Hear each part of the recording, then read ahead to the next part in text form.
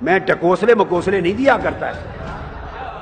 اس پر بھی صحیح بخاری اور مسلم کو کوٹ کرتا ہوں، متفق علیہ حدیث. میرے آقا ممبر پہ کھڑے ہیں صلی اللہ علیہ وآلہ وسلم، اور آپ نے فرمایا صحابہ کرام کا مجمع ہے اور اہل مدینہ اعراب بدو سب جمع ہیں، فرمایا سلونی اما شئتم. آپ کے کان پر کوئی بات پڑی، یہ بخاری مسلم کی متفق علیہ حدیث ہے. اگر جی نہ چاہے تو کہو کہ جو بخاری سے باہر ہے ہم نہیں مانتے، جی نہ چاہے تو کہو جو بخاری میں نہیں وہ نہیں مانتے.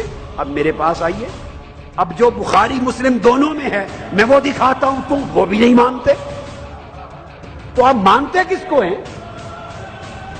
آپ کسے مانتے؟ آپ صرف اپنے آپ کو مانتے ہیں. اگر آپ صرف بخاری مسلم کو مانتے ہیں تو میں بخاری مسلم بتاتا ہوں. بخاری مسلم میں متفق علیہ حدیث، آقا نے فرمایا سلونی اما شئتم، آؤ جو چاہو مجھ سے پوچھ لو، جو چاہو مجھ سے پوچھ لو، جو چاہو مجھ سے پوچھ لو. 3 بار فرمایا. صحابہ کرام کانپ گئے. ایک شخص اٹھا، اس کو لوگ تانا دیتے تھے. کیا تانا دیتے تھے؟ کہتے تھے کہ تم اپنے باپ کے نہیں ہو، تم اپنے باپ کے نہیں ہو. اس نے کہا جو آقا علیہ السلام فرما رہے ہیں، یا پیغمبر اسلام جو شخص بھی تھا وہ پیغمبر اسلام فرما رہے ہیں پوچھ لو جو پوچھنا ہے، تو میں اپنا مسئلہ ہی حل کرا لوں کہ میں صحیح ہوں، نسب ہوں یا نہیں، واقعتاً اپنے باپ کا ہوں، یہ میری ماں نے کسی اور سے لیا، تو میں نے تو ماں کی بات کو ہی مانا ہوا ہے نا. تو کھڑا ہو گیا، یا رسول اللہ میں نے کچھ پوچھنا ہے. فرمایا پوچھو. حضور میرے باپ کا اصل باپ کا نام کیا ہے؟ میرے صحیح باپ کا نام کیا؟ اب بولیے، یہ پوچھنا کہ میرا اصل باپ کون ہے، یعنی میں نطفہ کس کا ہوں، میری ماں سے جب میں ٹھہرا ماں کے پیٹ میں کس شخص کا ملاپ ہوا تھا، یہ تو سارا علم غیب کا مسئلہ ہے. یہ رات کے اندھیرے کی بات کون جانتا ہے کہ تیری ماں کس سے ملی، کس نے تیری ماں سے ملاپ کیا؟ تو یہ تو اللہ جانتا ہے. آقا علیہ السلام کا کام تھا، فرما دیتے نا. اگر اس پر یہ علم نہ ہوتا غیب کا تو فرماتے بھی عقل سے کام لے، تو کس کا نطفہ ہے یہ تو اللہ کو علم ہے، میں یہ باتیں تھوڑی کہہ رہا ہوں. نہیں، اس نے پوچھا میرا باپ کون ہے؟ آقا نے فرمایا ابو کا حذافہ، جاؤ تیرے باپ کا نام حذافہ ہے. اب ایک دوسرا شخص کھڑا ہو گیا، اس کو بھی لوگ کہتے تھے کہ تم حلالی نہیں ہو، حرامی ہو. اس نے کہا آج دریائے علم مصطفیٰ جوش میں ہے، میں بھی مسئلہ حل کرا لوں. اس نے پوچھا آقا حضور بتائیں میرے باپ کا نام کون ہے، میں کس کا نطفہ ہوں؟ اس کو آقا نے فرمایا تو کسی اور کا نطفہ، اپنے باپ کے نہیں ہو.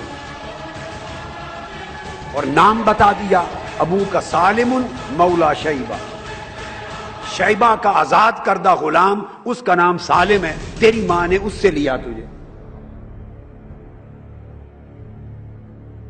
تو آقا علیہ السلام اگر بتانے پہ آئیں تو کائنات کی 7 زمینوں کے نیچے کے بھی پردے اٹھا کے بول دے، تحت الثری سے عرش معلی تک کائنات کے ہر روشن اور تاریک کونے کو کھول کے میرے مصطفیٰ بتا دے.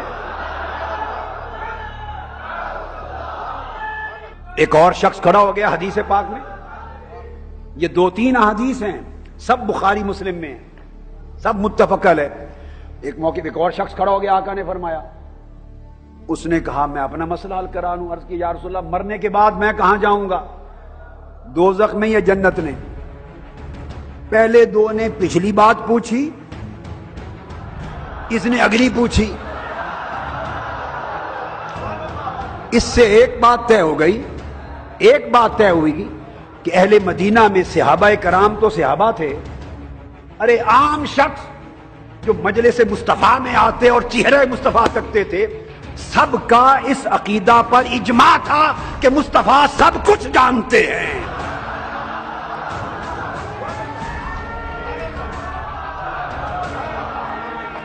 ہر شخص کا عقیدہ تھا کہ مصطفیٰ سب کچھ جانتے ہیں، اس لیے پوچھتے تھے.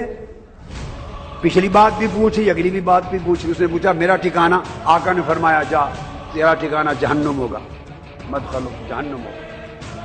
اب وہ کب مرے گا، ایمان پر رہے گا نہیں رہے گا، کیا عمل کرے گا کیا نہیں کرے گا، جنت میں جانے کے قابل بنے گا مرتے دم یا دوزخ کے جانے کے قابل، آقا نے وہ بھی فرما دی۔